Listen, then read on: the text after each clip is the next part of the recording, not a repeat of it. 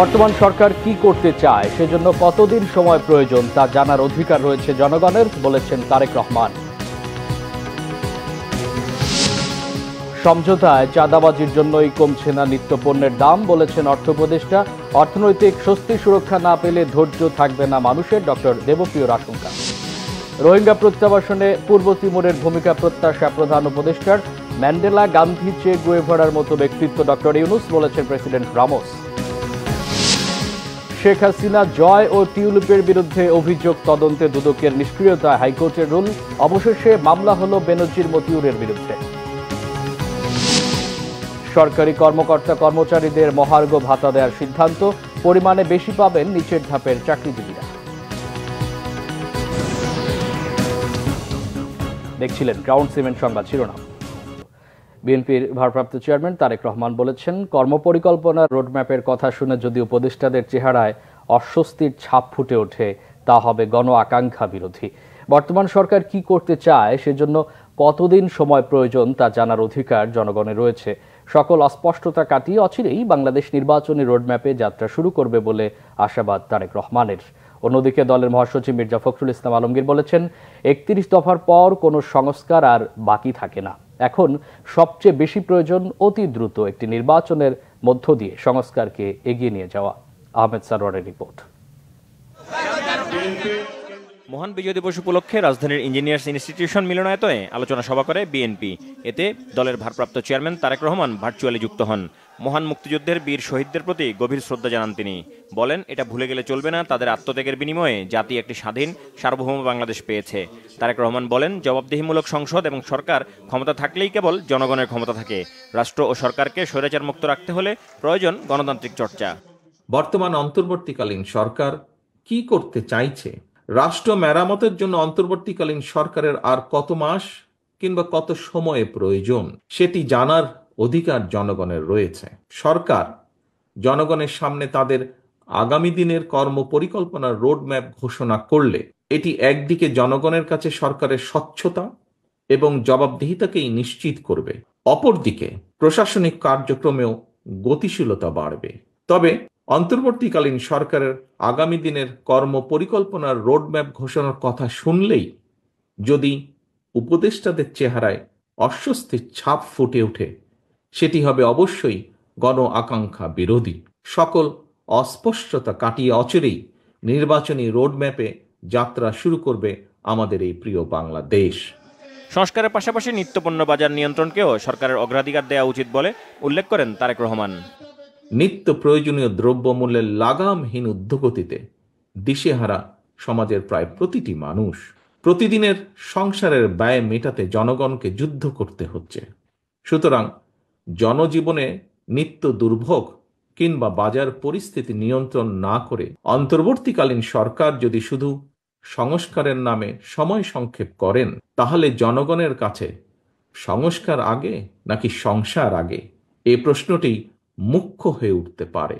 দুর্ভোগ বর্তমানে মেনে নিলেও জনগণ এখনো সরকারের বিরুদ্ধে তেমন উচ্চ বাচ্য করছে না, কারণ জনগণ বর্তমান অন্তর্বর্তীকালীন সরকারকে সফল দেখতে চায়। তবে আগেও বলেছি, আজও উল্লেখ করতে চাই, অন্তর্বর্তীকালীন সরকার নিজেরা নিজেদেরকে সফল দেখতে চায় কিনা তা তাদের কার্যক্রমের মাধ্যমেই প্রমাণ করতে হবে। আলোচনা সভায় অন্য নেতারা বলেন, বিএনপি কখনো জোর করে ক্ষমতায় আসেনি, সবসময় জনগণের সমর্থন নিয়ে ক্ষমতায় গেছে। এবারও জনগণ অনেক আশা নিয়ে অপেক্ষা করছে। আমরা 31 দফা কর্মসূচি আমরা জাতির সামনে তুলে ধরেছি, সেটা সম্পূর্ণ হবে সংস্কার। এই 31 দফার পরে আর কোনো সংস্কার বাকি থাকে না। সবচেয়ে বেশি যে প্রয়োজন এই চ্যালেঞ্জকে মোকাবেলা করার, সেটা হচ্ছে যে আমাদেরকে অবশ্যই অতি দ্রুত একটি গ্রহণযোগ্য নির্বাচনের মধ্য দিয়ে এই সংস্কারের পথকে আমাদের সুগম করতে হবে। যে অনতি বিলম্বে সংস্কার যতটুকু সম্ভব শেষ করে নির্বাচনের রোডম্যাপ ঘোষণা করা হোক। ইনশাল্লাহ দেশের মানুষ সকল ষড়যন্ত্র মোকাবেলার জন্য প্রস্তুত আছে এবং তারা যোগ্য এবং সাহসী তারা প্রমাণ করেছে। বিএনপি নেতারা বলেন, রাজনীতি না থাকলে দেশ থাকবে না। বিরাজনীতিকরণ করে কেউ বেশি দিন টিকে থাকতে পারেনি। পদগুলো অনেকে নিজেকে বুদ্ধিমান ভাবে, পতাকাগুলো অনেকে নিজেকে শক্তিমান ভাবে, কিন্তু যখন পতাকা থাকে না তো যেমন আওয়ামী লীগের এখন অবস্থা, এখন তো পদও নাই, পতাকাও নাই, তারাও নাই। আমরা পরামর্শ বুদ্ধি শুনতে চাই আর কি, কিন্তু যিনি দিবেন তিনি ওই পদের গুণে দিয়েন না, পতাকার শক্তিতেও দিয়েন না। সকলে মিলে এই দেশকে নতুন করে আমরা গড়ে তুলব, যেখানে মানুষের মৌলিক অধিকার পুনঃপ্রতিষ্ঠিত হবে, যেখানে মানুষের ভোটের অধিকার পুনঃপ্রতিষ্ঠিত হবে, যেখানে মানুষের অর্থনীতির অধিকার পুনঃপ্রতিষ্ঠিত হবে। ভোটের মাধ্যমে সরকার পরিবর্তন করতে না পারলে গণ অভ্যুত্থানে সরকারকে বিতাড়িত করতে পারে, জনগণ তা দেখে দিয়েছে বলে মন্তব্য করেন বিএনপি নেতারা। আহমেদ সরওয়ার, বাংলা ভিশন, ঢাকা। অন্তর্বর্তী সরকারের অর্থ উপদেষ্টা সালেউদ্দিন আহমেদ বলেছেন, রাজনৈতিক সমঝোতা খুব কঠিন কাজ, সে তুলনায় চাঁদাবাজির সমঝোতা অনেক সহজ। সরকার শুল্ক কমালেও বাজারে নিত্যপণ্যের দাম কমছে না, এর পেছনে একটি কারণ সমঝোতার মাধ্যমে চাঁদাবাজি জারি রাখা। সিপিডি সম্মানীয় ফেলো ডক্টর দেবপ্রিয় ভট্টাচার্য বলেন, জনগণকে অর্থনৈতিক স্বস্তি আর আইন শৃঙ্খলা দিয়ে সুরক্ষা দিতে না পারলে সংস্কারের জন্য ধৈর্য থাকবে না মানুষের। মহিবুল্লাহ মহিবের রিপোর্টে বিস্তারিত। রাজধানীর একটি ক্লাবে international business forum of Bangladesh IBFB'র বার্ষিক সম্মেলনে প্রধান অতিথির বক্তব্যে অর্থ উপদেষ্টা সালেউদ্দিন আহমেদ বলেন, যে কোনো বাজারে গেলে 2-3 ধরনের চাঁদাবাজ দেখা যায়। এদের ভেতর কিছু আছে আগের সরকারের, কিছু লোক ভবিষ্যৎ সরকারের, আর কিছু স্থানীয়। এরা পরস্পর সমঝোতা করে চাঁদাবাজি করে যাচ্ছে। Not bad. আপনারা যত খারাপ মনে করেন যে বাংলাদেশ খারাপ, একেবারে খাদের কিনারে এসে পৌঁছেছে, তা না। But there are definitely concerns like inflation. We're very much worried, like the energy price, law and order problem, and also the inflation. রাজনৈতিক সমঝোতা খুব difficult, political compromise difficult, but চাঁদাবাজি সমঝোতা is very easy. You just go to any market, আপনি 2-3 রকম চাঁদাবাজ আছে, যারা আগের সরকারে, আবার যারা প্রসপেক্টিভ আসবে, আর লোকাল। আমি কাউরান বাজারে গেছি তো 3 ভাগে ভাগ করা, 1-2টা, আরেকটা হলো লোকাল। ওদেরকে তো কাউরান বাজারের মাস্তান যেত বিদায়। সো ওইখানে কিন্তু সমঝোতা আছে, সেটা হচ্ছে না তা না। এ সময় বিশিষ্ট অর্থনীতিবিদ ডক্টর দেবপ্রিয় ভট্টাচার্য বলেন, রাজনীতিবিদেরা একটি পথরেখা চাইছেন কিভাবে নির্বাচন করবেন। জনগণকে অর্থনৈতিক স্বস্তি আর আইন শৃঙ্খলা দিয়ে সুরক্ষা দিতে না পারলে ওই সংস্কারের জন্য যতই ভালোবাসা থাকুক, মানুষের ধৈর্য থাকবে না বলেও মনে করেন দেবপ্রিয় ভট্টাচার্য। যদি মানুষকে আমি অর্থনৈতিক স্বস্তি দিতে না পারি, যদি আমি মানুষকে আইন শৃঙ্খলা দিয়ে যদি সুরক্ষা দিতে না পারি, তাহলে মানুষের ওই সংস্কারের জন্য যতই ভালোবাসা থাক, ধৈর্য থাকবে না। এই ধৈর্যের জন্য অবশ্যই বাংলাদেশের এই মুহূর্তে one of the major issues, all the reforms we are talking about, we need to also talk about what type of reforms we want to do in the economy in the short term. আমি এখন পর্যন্ত আমার অত্যন্ত সম্মানের ব্যক্তিরা যারা ওখানে আছেন দায়িত্বে, তাদের কাছে দেখিনি ওনারা আগামী 6 মাসের ভিতরে, আগামী বাজেটের ভিতরে কিভাবে বাংলাদেশের ভিতরে একদিকে আমার ব্যাংকের ভিতরে যে তারল্যের সংকট আছে সেইটা নিয়ে কিভাবে মোকাবেলা করছেন। চেষ্টা হচ্ছে না আমি এটা বলছি না, কিন্তু দেবপ্রিয় ভট্টাচার্য বলেন, রাজনীতির পথরেখাকে কতখানি সুগম করা যায়, সংস্কারকে আরো কত বেশি গভীর করা যাবে, তার পুরোটা নির্ভর করবে আমরা কতখানি মানুষকে অর্থনৈতিক স্বস্তি দিতে পারবো তার উপরে। মহিবুল্লাহ মহিব, বাংলা ভিশন, ঢাকা। বিএনপির সিনিয়র যুগ্ম মহাসচিব রুহুল কবির রিজভী বলেছেন, অন্তর্বর্তী সরকারকে মানুষের প্রত্যাশা পূরণ করতে হবে। সেই প্রত্যাশা পূরণে ঘাটতি থাকলে রাজনৈতিক দলগুলো জনগণের চিন্তা অনুযায়ী কথা বলবে। রবিবার রাজধানীর মোহাম্মদপুরের সূচনা কমিউনিটি সেন্টারের সামনে জাতীয়তাবাদী কৃষক দল মহানগর উত্তরের শীত বস্ত্র বিতরণ কর্মসূচিতে তিনি কথা বলেন। নিত্যপণ্যের দাম নিয়ন্ত্রণে চাঁদাবাজি বন্ধের বিষয়ে তিনি বলেন, রাস্তার মোড়ে মোড়ে চাঁদাবাজদের ধরতে হবে। অনেক সময় পুলিশ খাদ্যপণ্যের গাড়ি থামিয়ে চাঁদা আদায় করছে, এগুলো বন্ধ করলেই দাম কমে আসবে। তিনি আরো বলেন, শক্তিশালী প্রশাসনিক নির্দেশনা থাকলে রাস্তায় চাঁদাবাজি হতো না। মানুষকে যদি আগের আমলের চেয়ে স্বস্তি দেয়া না যায়, তাহলে মানুষ হতাশ হবে। মানুষ যেন অনাহারে না থাকে, অন্তর্বর্তীকালীন সরকারকে সেদিকে দৃষ্টি দেবার আহ্বান জানান। রিজভী বলেন, প্রশাসনের ভেতরে যে স্বৈরাচারের দোসর ও ভূতগুলো আছে, সরকারের প্রাথমিক দায়িত্ব ছিল তাদেরকে আইনের আওতায় নিয়ে আসা। তা না করে তাদের যদি ভালো পোস্টিং পদোন্নতি দেন, তাহলে মানুষ ভালো চোখে দেখবে না।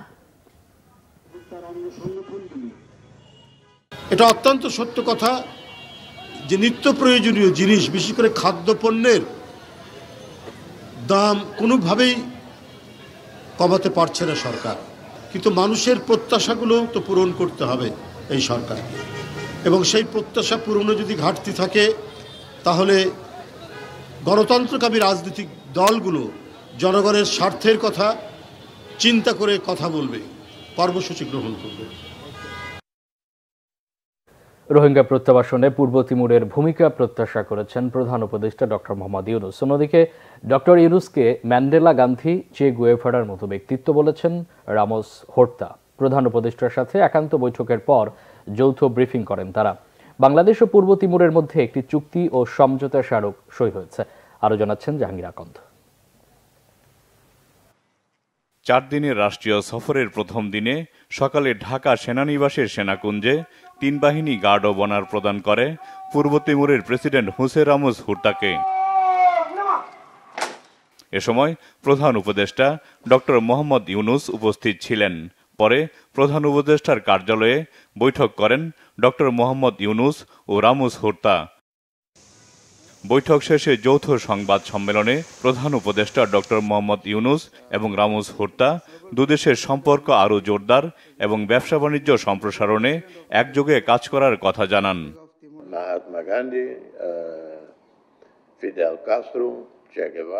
মহাত্মা গান্ধী, ফিদেল ক্যাস্ট্রো, চে গুয়েভারার মতো ব্যক্তিত্ব ডক্টর ইউনূস। তার নেতৃত্ব বাংলাদেশের জনগণের জন্য সৌভাগ্যের। বিশ্ব নেতাদের সংঘর্ষ বন্ধে সামনে এগিয়ে আসতে হবে। ইউক্রেন, মধ্যপ্রাচ্য, সিরিয়া, লেবানন ইস্যুতে সংলাপ প্রয়োজন। বৈশ্বিক অর্থনীতিতে নেতিবাচক প্রভাব ফেলবে এ ধরনের সংঘাত। প্রধান উপদেষ্টা জানান, পূর্ব তিমুরের সম্পদের পরিমাণ আক্ষরিক অর্থেই অশেষ। সেটিকেও ব্যবসা বাণিজ্যের ক্ষেত্রে কাজে লাগাতে চায় ঢাকা। পাশাপাশি রোহিঙ্গা প্রত্যাবর্তনে পূর্ব তিমুরকে কাজে লাগাতে চায় বাংলাদেশ। নতুন প্রজন্ম আর তাদের সমর্থকদের প্রত্যাশাকে সম্মান জানাতে হবে, কারণ তাদের জন্যই আমরা নতুন বাংলাদেশ পেয়েছি। হোর্তা আমার ও বাংলাদেশের একজন বড় বন্ধু। বিগত সরকারের প্রতিহিংসা থেকে আমাকে বাঁচাতে যারা অবস্থান নিয়েছিলেন তাদের মধ্যে হোর্তা অন্যতম। আমি আশা করি আসিয়ান সদস্য হিসেবে তিনি আমাদের রোহিঙ্গা সংকট থেকে উত্তরণে সহায়তা করবেন। যৌথ সংবাদ সম্মেলন শেষে বাংলাদেশ ও পূর্ব তিমুরের মধ্যে একটি চুক্তি ও সমঝোতা স্মারক স্বাক্ষরিত হয়। এর আগে সকালে পররাষ্ট্র উপদেষ্টা তৌহিদ হোসেনের সাথে বৈঠক করেন পূর্ব তিমুরের president Jose Ramos Horta. Jahangir Akand, Bangla vision, Dhaka. পূর্ব তিমুরের প্রেসিডেন্ট হোসে রামোস হোর্তাকে বিএনপি চেয়ারপারসন বেগম খালেদা জিয়া এবং ভারপ্রাপ্ত চেয়ারম্যান তারেক রহমানের পক্ষ থেকে শুভেচ্ছা জানিয়েছেন দলটির এক প্রতিনিধি দল। রাজধানীর একটি অভিজাত হোটেলে বিএনপির আন্তর্জাতিক সম্পর্ক বিষয়ক কমিটির সদস্যরা তাকে স্বাগত ও শুভেচ্ছা জানান। এ সময় দ্বিপাক্ষিক বিষয় ছাড়াও দুদেশের জনগণের মধ্যে সম্পর্ক উন্নয়নের ব্যাপারে আলোচনা হয়। তিমুরের শিক্ষা, স্বাস্থ্য, অবকাঠামো ও বাণিজ্যিক বিষয় ছাড়াও দেশটির বহুমুখী সম্পর্ক নিয়ে দীর্ঘক্ষণ কথা বলেন দেশটির প্রেসিডেন্ট রামোস হোর্তা। অনুষ্ঠানে বিএনপির আন্তর্জাতিক বিষয়ক সম্পাদক ব্যারিস্টার নাসির উদ্দিন অসীম, দলের নির্বাহী কমিটির সদস্য ও ফুটবল ফেডারেশনের সভাপতি তাবিত আওয়াল, বিএনপির আন্তর্জাতিক সম্পর্ক বিষয়ক কমিটির সদস্য ইঞ্জিনিয়ার ইশরাক হোসেন ও মাহাদি আমিন উপস্থিত ছিলেন। দুপক্ষের এই আলোচনায় বাংলাদেশ ও তিমুরের স্বাধীনতার স্পিরিট নিয়ে কথা হয়। বাংলাদেশের সাথে এখন বাণিজ্য না থাকলেও আগামীতে দুদেশের বাণিজ্যিক সম্পর্ক উন্নয়নের ব্যাপারে আশাবাদ ব্যক্ত করেন তারা। প্রেসিডেন্ট রামোস জানান, তিমুরের স্বাধীনতার সময় দেশটিতে ডাক্তার ছিলেন মাত্র 13 জন। এই সংখ্যা এখন 1000-এর বেশি। তিনি আরো জানান, এক সময় দেশটিতে একটি বিশ্ববিদ্যালয়ে 10,000 শিক্ষার্থী ছিল, আর এখন আইটি বিশ্ববিদ্যালয়ে 40,000 শিক্ষার্থী রয়েছে।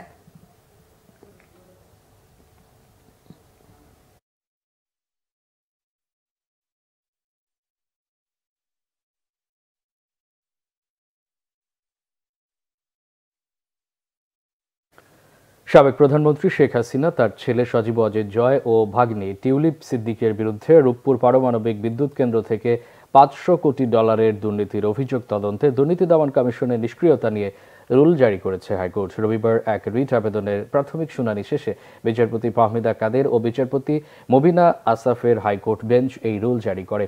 শেখ হাসিনা তার ছেলে সজীব অজিত জয় ও ভাগ্নি টিউলিপ সিদ্দিকের মালয়েশিয়ার ব্যাংকের মাধ্যমে আরএনপিপি থেকে $500 কোটি বাংলাদেশি মুদ্রায়, যা 60,000 কোটি টাকা লোপাটের অভিযোগ অনুসন্ধানের নির্দেশনা চেয়ে গত ৩ সেপ্টেম্বর হাইকোর্টে রিট করেন জাতীয়তাবাদী গণতান্ত্রিক আন্দোলনের চেয়ারম্যান ববি হাজ্জাজ। রিটের পক্ষে আইনজীবী হলেন ব্যারিস্টার সায়েদুল আজম। রিটে রূপপুর পারমাণবিক বিদ্যুৎ কেন্দ্রে শেখ হাসিনা ও তার পরিবারের সদস্যদের দুর্নীতি অনুসন্ধানে দুদকের নিষ্ক্রিয়তার বৈধতা চ্যালেঞ্জ করা হয়। দুদক চেয়ারম্যান সহ সংশ্লিষ্টদের রিটের বিবাদী করা হয়। রূপপুর পারমাণবিক বিদ্যুৎ কেন্দ্রে শেখ হাসিনা পরিবারের দুর্নীতির অভিযোগ নিয়ে বিভিন্ন পত্রিকায় গত ১৯ আগস্ট প্রতিবেদন প্রকাশ হয়। ওই প্রতিবেদন যুক্ত করে হাইকোর্টে রিট করা হয়। শেখ হাসিনা, শেখ রেহানা, টিউলিপ সিদ্দিকী এবং সজীব ওয়াজেদ জয় তারা জড়িত ছিলেন এই $5 বিলিয়ন এমবেজলমেন্টের যে তথ্যটা বিভিন্ন পত্রিকায় এসেছে। এক্ষেত্রে আমরা 4টি মিডিয়ার নিউজ অ্যানেক্স করেছিলাম আমাদের রিটে। এই বিষয়ে দুদকে বিভিন্ন ধরনের আলোচনা হয়েছে এবং তারা প্রিলিমিনারি কিছু ইনভেস্টিগেশন ওয়ার্ক অলরেডি করেছেন। এই রিটটা করার পর আই থিঙ্ক যে আমরা এক্সপেক্ট করব যে এটার একটা সবার অথরিটির কাছে একটা নিউজ পৌঁছাবে যে এটা নিয়ে আমরা সচেতন, এবং এক্ষেত্রে আই থিঙ্ক যে কোর্ট আজকে রুল জারি করার মাধ্যমে এটা নিশ্চিত করলেন যে এটা নিয়ে ফার্দার ইনভেস্টিগেশন ইনশাআল্লাহ হবে। অবশেষে সাবেক আইজিপি বেনজির আহমেদ ও ছাগলকাণ্ডে সমালোচিত এনবিআরের মতিউর রহমানের বিরুদ্ধে মামলা করেছে দুর্নীতি দমন কমিশন দুদক। দীর্ঘদিন ধরে ঝুলে থাকার পর নতুন কমিশন দায়িত্ব নিয়ে আলোচিত এই দুর্নীতিবাজদের বিরুদ্ধে পৃথক 6টি মামলা করেছে। গেল 1 বছর ধরে বেনজিরের অঢেল সম্পদের ফিরিস্তি গণমাধ্যম থেকে শুরু করে বিভিন্ন মহলে আলোচনার খোরাক যোগায়। যদিও তার বিরুদ্ধে মামলা করতে নানাভাবে গড়িমসি করেছিল বিগত কমিশন, তবে নতুন কমিশন অবশেষে বেনজির আহমেদ ও তার স্ত্রী 2 মেয়ের বিরুদ্ধে পৃথক 4টি মামলা করেছে। বেনজিরের পরিবারের দাখিল করা সম্পদ বিবরণীতে প্রায় 75 কোটি অবৈধ সম্পদের সন্ধান পেয়েছে। এদিকে ছাগলকাণ্ডে সমালোচিত এনবিআরের সাবেক কর্মকর্তা মতিউর রহমানের বিরুদ্ধেও মামলা করেছে দুদক। সাথে আসামি করা হয়েছে তার দ্বিতীয় স্ত্রী শাম্মী আক্তার শিবলিকে। পৃথক 2 মামলায় অবৈধ সম্পদের প্রমাণ মিলেছে 10 কোটি টাকার মতো। বেনজির মতিউরের বিরুদ্ধে আরও একাধিক মামলা হতে পারে বলে জানিয়েছে সংস্থাটি। এরই মধ্যে তাদের স্থাবর অস্থাবর সম্পদ জব্দেরও নির্দেশনা দিয়েছে দুদক। বেনজির আহমেদ, তার স্ত্রী এবং তার 2 কন্যার নামে পৃথকভাবে 4টি মামলা রুজুর অনুমোদন প্রদান করা হয়েছে। জনাব মোহাম্মদ মতিউর রহমান মিথ্যা ও ভিত্তিহীন তথ্য প্রদান করে 1,27,66,216 টাকার সম্পদের তথ্য গোপন সহ অসাধু উপায়ে জ্ঞাত আয়ের উৎসের সাথে অসঙ্গতিপূর্ণ 5,78,75,939 টাকা মূল্যের স্থাবর অস্থাবর সম্পদ অর্জনের অভিযোগ। ফ্যাসিবাদের দোসর হিসেবে কাজ করার অভিযোগে উচ্চ আদালতের কয়েকজন বিচারপতির বিরুদ্ধে তদন্ত শেষ করেছেন সুপ্রিম জুডিশিয়াল কাউন্সিল। ওই বিচারপতিদের তথ্য এবং তাদের নিয়ে সুপ্রিম জুডিশিয়াল কাউন্সিলের সুপারিশ রাষ্ট্রপতির কাছে পাঠানো হয়েছে। রবিবার সকালে সুপ্রিম কোর্টের ওয়েবসাইটে এই তথ্য জানানো হয়। নিয়মানুযায়ী রাষ্ট্রপতি এখন সুপ্রিম জুডিশিয়াল কাউন্সিলের সুপারিশ বাস্তবায়ন করবেন। এর আগে গত 4 ডিসেম্বর সুপ্রিম কোর্টের আরেক বিজ্ঞপ্তিতে জানানো হয়, সুপ্রিম কোর্টের কয়েকজন বিচারপতির বিরুদ্ধে অসদাচরণ অভিযোগ সংক্রান্ত প্রাথমিক তদন্ত করছে সুপ্রিম জুডিশিয়াল কাউন্সিল এবং এই তদন্তের অগ্রগতি হয়েছে। সুপ্রিম কোর্ট প্রাঙ্গণে গত 16 অক্টোবর বৈষম্য বিরোধী ছাত্রদের অবস্থান ও বিক্ষোভের সময় পতিত আওয়ামী লীগ সরকারের দোসর বিচারকদের পদত্যাগের দাবি তোলা হয়। ওই দিন হাইকোর্ট বিভাগের 12 বিচারককে বেঞ্চ না দেওয়ার সিদ্ধান্তের কথা জানান সুপ্রিম কোর্ট প্রশাসন। ওই বিচারকেরা এখন বিচার কাজের বাইরে ও ছুটিতে আছেন। 5 বছরের বেশি সময় আগে অসদাচরণের অভিযোগ ওঠা 3 বিচারক গত 19 নভেম্বর পদত্যাগ করেন।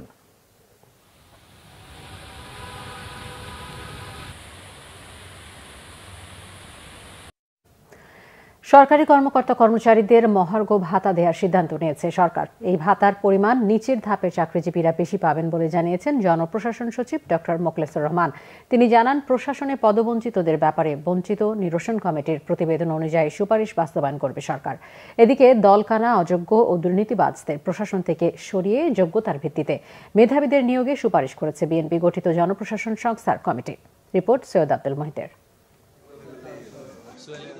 প্রশাসনে সংস্কারে বিএনপি গঠিত জনপ্রশাসন সংস্কার কমিটি রবিবার সকালে সচিবালয়ে জনপ্রশাসন সচিব ডক্টর মোখলেসুর রহমানের কাছে তাদের প্রতিবেদন হস্তান্তর করে, যেখানে রয়েছে প্রশাসনকে এগিয়ে নিতে স্বল্প, মধ্য ও দীর্ঘ মেয়াদে সুপারিশ। উনি পালিয়ে গেছেন, কিন্তু ওনার সঙ্গে লোকজন যারা আছে তাদেরকে নিয়ে উনি এতদিন সংসার করেছেন, তারা কিন্তু সবাই এখানে রয়ে গেছে। So we should identify them and we should get rid of them. যদি আমরা সামনের দিকে যদি প্রশাসনকে ভালোভাবে চালাতে চান, যদি যিনি সরকার, এভরিবডি নোজ হু আর ডিসপেন্সার্স, নতুন করে বলার দরকার নেই, আপনারা সবাই জানেন। তাদের কাছ থেকে প্রথম আগে you have to get rid of them, you have to for a cleansing mechanism মাধ্যমে ক্লিনজ করে তারপর আপনি সামনে আগাবেন। সামনে আগাবার সময় সতর্কভাবে আগাবেন, দ্যাট আই এগ্রি, যাতে করে ফাউল লোক না আসতে পারে, দলীয় লোক না আসতে পারে। এ সময় জনপ্রশাসন সচিব ডক্টর মোখলেসুর রহমান জানান, বঞ্চিতদের বিষয়ে সরকারি চাকরি বিধি অনুযায়ী ব্যবস্থা নেওয়া হবে। এটা পদোন্নতি ঠিক না, এটা হলো আমি বলি সামাজিক মান মর্যাদা এবং আর্থিক সুবিধা। ওনার একটা পদ পদবি দিয়ে একটা জিও হবে, এই জিওর ভিত্তিতে ফাইন্যান্সিয়াল জিওতে তারা এই টাকাগুলো পাবে। এটা সরকার নীতিগতভাবে একমত, একটু সময়ের ব্যাপার। এটা যখনই আমাদের এখানে একটা নির্দেশনা দিয়ে পাঠাবে, সাথে সাথে আমাদের করণীয় একদিনে দেরি হবে।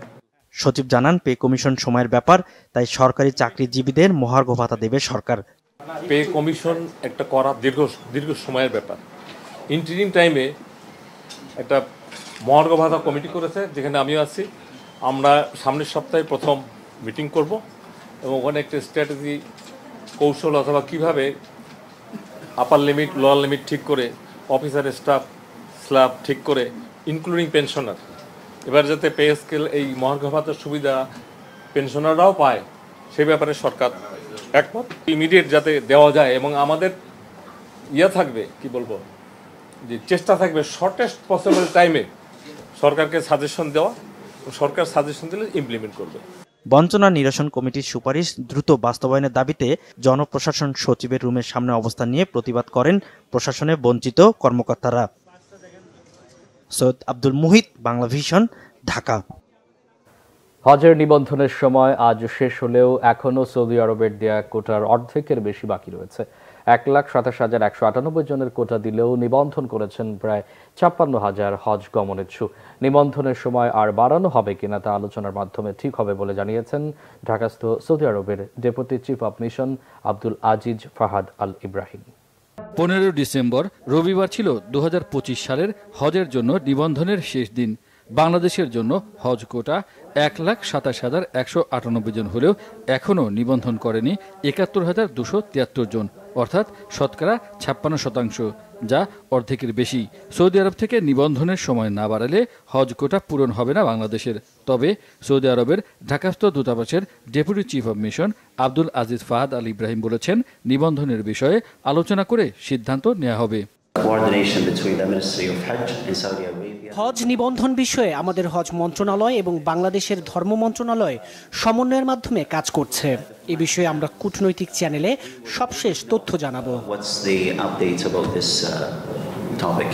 বাংলাদেশ সহ মুসলিম বিশ্বের জনগোষ্ঠীর মানবিক সহায়তায় সৌদি আরব সবসময় তৎপর বলে জানান তিনি। বর্তমানে প্রতিদিন আমরা 4 থেকে 6,000 বাংলাদেশিকে ভিসা দিচ্ছি। এটা অব্যাহত থাকবে। আমি মনে করি না এ সংখ্যা পরিবর্তন বা কমানোর কোনো চিন্তা ভাবনা আছে।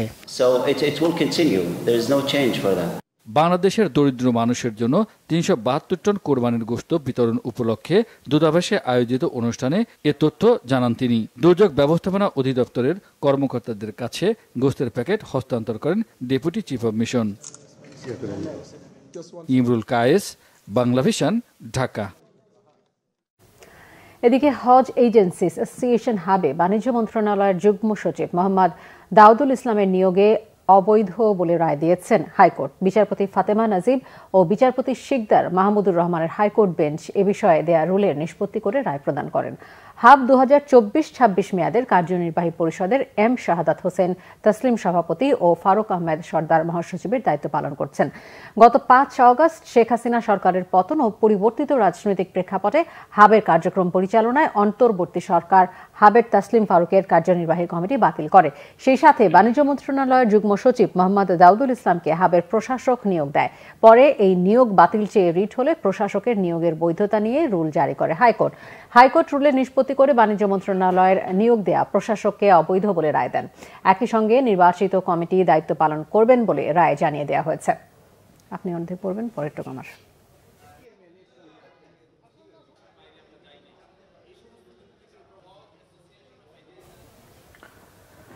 17 বছর পর নিজ প্রতিষ্ঠান ফিরে পেলেন সাংবাদিক শফিক রেহমান। জায়জাতিন পত্রিকার দায়িত্ব আবারও নিজের কাঁধে তুলে নিলেন তিনি। বিকেলে প্রতিষ্ঠানটির অফিস পরিদর্শন করেন বিশিষ্ট এই সাংবাদিক, কুশল বিনিময় করেন প্রতিষ্ঠানের সকল গণমাধ্যম কর্মীর সাথে। এ সময় তাকে ফুল দিয়ে বরণ করেন যায় যায় দিন পত্রিকার কর্মীরা। শফিক রেহমান বলেন, 16 ডিসেম্বর বিজয় দিবসে আবারও পুরনো ঐতিহ্যে প্রকাশিত হবে পত্রিকাটি। 17 বছরে যা লিখতে পারেননি তা আবারও তার লেখনীর মাধ্যমে প্রকাশ করবেন তিনি। বলেন, আওয়ামী লীগ থেকে এত বছর নানা প্রলোভন দেওয়া হয়েছিল, চাইলে কোটিপতি হয়ে থাকতে পারতেন, কিন্তু তিনি চলেছেন ন্যায় ও সততার পথে। এ সময় সবাইকে সততার সাথে বস্তুনিষ্ঠ সংবাদ প্রকাশের আহ্বান জানান শফিক রেহমান।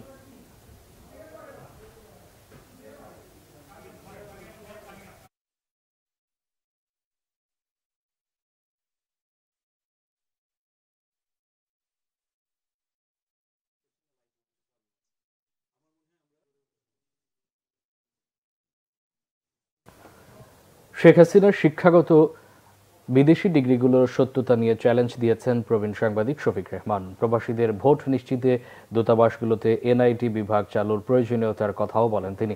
আগামী নির্বাচনে প্রবাসী নাগরিকদের অংশগ্রহণের প্রক্রিয়া শীর্ষক সেমিনারে এই কথা বলেন তিনি। জাতীয় প্রেস ক্লাবে আয়োজিত সেমিনারে শফিক রেহমান বলেন, বিপ্লবী সরকার বিপ্লবী আচরণ করছে না। বর্তমান সরকারকে আইনের ঊর্ধ্বে গিয়ে বিপ্লবী আচরণ করার তাগিদ দেন তিনি। সেই সাথে বিদেশে রাষ্ট্রদূতদের কাজ নিয়ে প্রশ্ন তুলেন প্রবীণ এই সাংবাদিক। বলেন, রাষ্ট্রদূতরা কি কাজ করে তার মাসিক হিসাব দিতে হবে। সেমিনারে বৈষম্য বিরোধী আন্দোলনের সমন্বয়ক মাহিন সরকার দাবি তুলেছেন, আগামী নির্বাচনে প্রবাসীদের ভোটাধিকার নিশ্চিত করার, প্রবাসীদের এনআইডি কার্ড দেয়া সহ রেমিটেন্স পাঠানোর জটিলতা কমানোরও দাবি তার।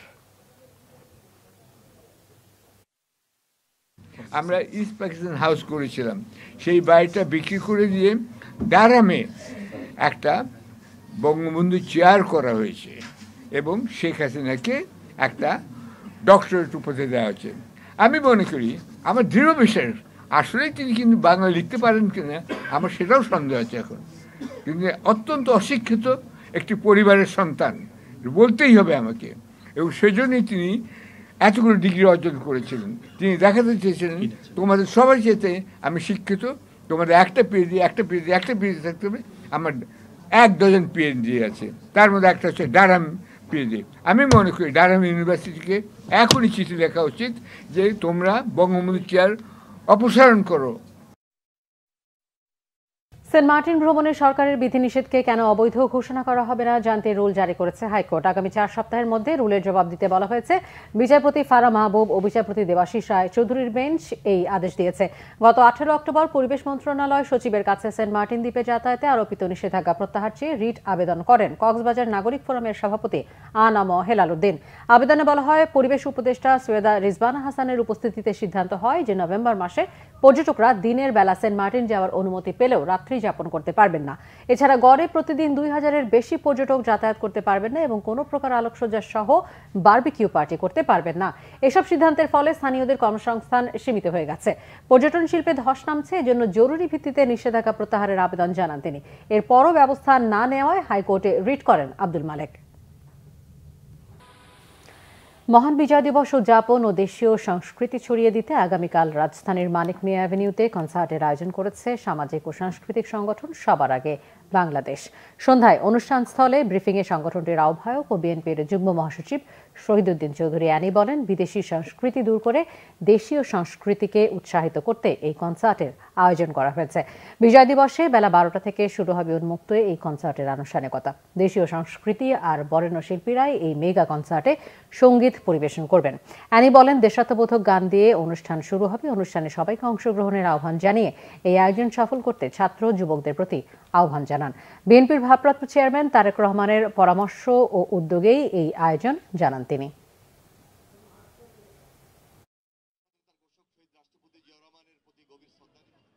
এবার আরো কিছু খবর নিয়ে দেখুন একটি ডেস্ক রিপোর্ট।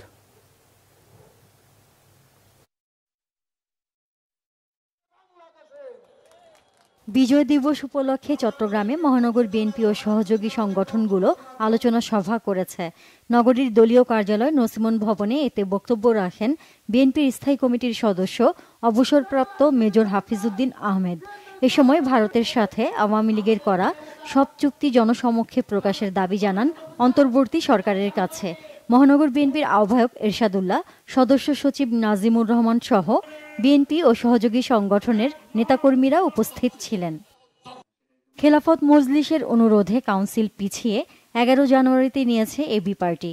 কেন্দ্রীয় কাউন্সিলের জন্য সোহরাওয়ার্দী উদ্যান বরাদ্দ নিয়ে সৃষ্ট জটিলতার সমাধান দাবি করে দলীয় কার্যালয়ে সংবাদ সম্মেলন করে সংগঠনটি।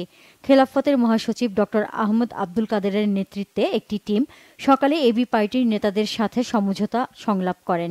এতে মধ্যস্থতা করেন ইসলামী আন্দোলন বাংলাদেশের প্রেসিডিয়াম সদস্য অধ্যাপক আশরাফ আলী আকন। জাতীয় ঐক্যের স্বার্থে জায়গা নিয়ে জটিলতা নিরসনে একমত হন তারা। উপস্থিত ছিলেন এবি পার্টির সদস্য সচিব মজিবুর রহমান মঞ্জু, খেলাফত মজলিসের মহাসচিব ডক্টর আহমদ আব্দুল কাদের, এবি পার্টির আহ্বায়ক অবসরপ্রাপ্ত মেজর ডাক্তার আব্দুল ওহাব মিনার, যুগ্ম আহ্বায়ক বিএম নাজমুল হক ও যুগ্ম আহ্বায়ক অবসরপ্রাপ্ত লেফটেন্যান্ট কর্নেল হেলাল উদ্দিন সহ অন্যান্যরা। ব্যবসায় সততা বজায় রাখার আহ্বান জানিয়েছেন সাবেক প্রধান নির্বাচন কমিশনার বিচারপতি মোহাম্মদ আব্দুর রউফ।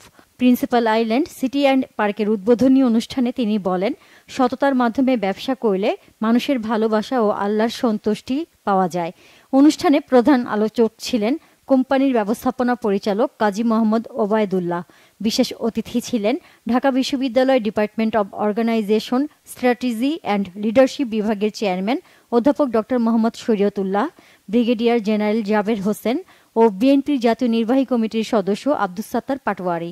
অনুষ্ঠানে সভাপতিত্ব করেন কোম্পানির চেয়ারম্যান অধ্যাপক doctor A K M Fazlul Haque. Cox's Bazar press ক্লাবের বিশেষ সাধারণ সভা হয়েছে।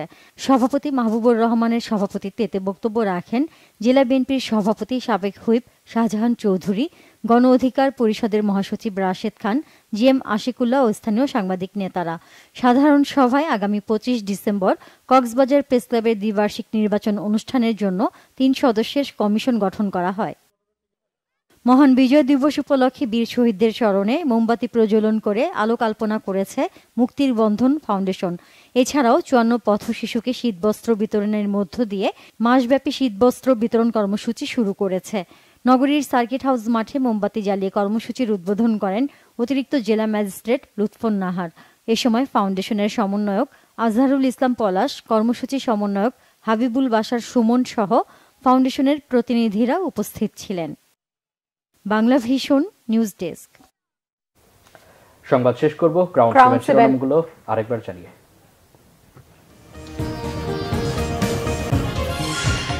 বর্তমান সরকার কি করতে চায় সেজন্য কতদিন সময় প্রয়োজন তা জানার অধিকার রয়েছে জনগণের, বলেছেন তারেক রহমান। সমঝোতায় চাঁদাবাজির জন্যই কমছে না নিত্যপণ্যের দাম, বলেছেন অর্থ উপদেষ্টা। অর্থনৈতিক স্বস্তি সুরক্ষা না পেলে ধৈর্য থাকবে না মানুষের, ডক্টর দেবপ্রিয়র আশঙ্কা। রোহিঙ্গা প্রত্যাবাসনে পূর্ব তিমুরের ভূমিকা প্রত্যাশা প্রধান উপদেষ্টার। ম্যান্ডেলা, গান্ধী, চে গুয়েভারার মতো ব্যক্তিত্ব ডক্টর ইউনুস, বলেছেন প্রেসিডেন্ট রামোস। শেখ হাসিনা জয় টিউলিপের বিরুদ্ধে অভিযোগ তদন্তে দুদকের নিষ্ক্রিয়তায় হাইকোর্টের রুল, অবশেষে মামলা হলো বেনজির মতিউরের বিরুদ্ধে। সরকারি কর্মকর্তা কর্মচারীদের মহার্ঘ ভাতা দেওয়ার সিদ্ধান্ত, পরিমাণে বেশি পাবেন নিচের ধাপের চাকরিজীবীরা। এই ছিল এখনকার মতো। পরের সংবাদ রাত 1টায় দেখার আমন্ত্রণ রইল। এছাড়া বাংলা ভিশন সংবাদ সংশ্লিষ্ট অনুষ্ঠান দেখতে ভিজিট করুন www.bvnews24.com ও facebook.com/banglavisionnews এবং সাবস্ক্রাইব করুন youtube.com/banglavisionnews। এতক্ষণ সাথে থাকায় অসংখ্য ধন্যবাদ। শুভরাত্রি।